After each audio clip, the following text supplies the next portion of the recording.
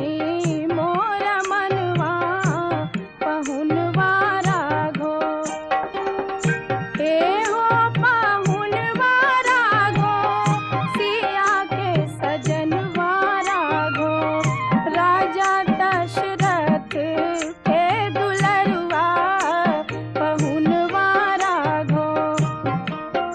मोहि लेलखिन सजनी मोर मनवा पहुनवा राघो।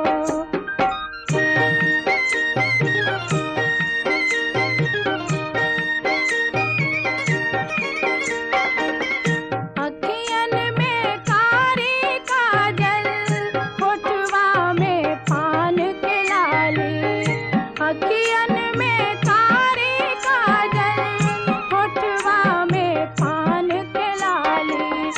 लाल लाल सिर पर है पगड़िया पहुनवा राघो।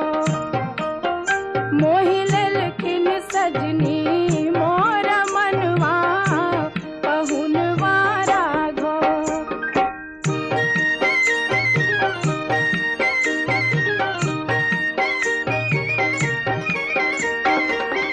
चलू चलू परिछन सखी है, दुल्हा चुमावन सखी है। चलू चलू